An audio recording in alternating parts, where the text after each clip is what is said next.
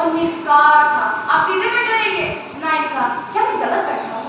मैंने सब कुछ भूलने के लिए बातचीत जारी रखी थी। नहीं, नाई ने कहा,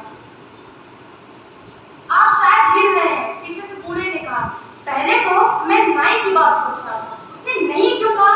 फिर बूढ़े की बात याद आई, क्या मैं सचमुच हिल रहा हूँ? इसका उत्तर कोई भी दे सकता था, लेकिन मैंने उत्तर की प्रतीक्षा नहीं की। शीशे पर एक अचानक हाथ झुलाया। क्या तुम्हें कोई आकृति दिखाई दे रही है? मैंने पूछा। नाई ने कहा, कौन सी? मैंने घबराकर पूछा। आप भी कैसा मजाक करते हैं, वो आपका ही चेहरा है।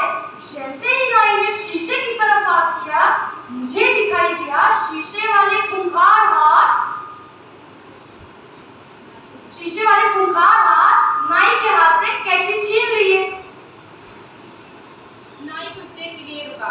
इससे मैंने अंदाजा लगा लिया कि अब वह उस रहस्य से परिचित होने जा रहा है। क्या आपने कुछ देखा? हाँ, मेरे हाथ में कैंची थी और न जाने कहाँ गायब हो गई। नाई ने घबरा कर उत्तर दिया। कैंची? मैंने पूछा। हाँ, सचमुच कैंची, नाई ने उत्तर दिया। इतने में मैं कुर्सी से फाक कर उछलकर दूसरी तरफ खड़ा हो गया।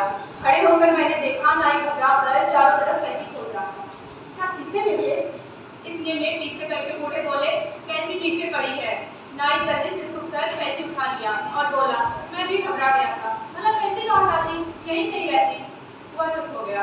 आइए आप बैठिए, कैंची को हाथ में लेकर उसने कहा।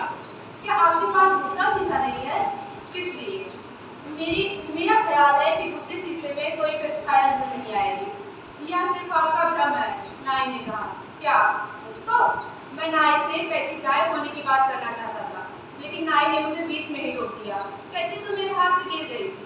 क्या आपको पता चल गया था? मैंने पूछा। हाँ, अचानक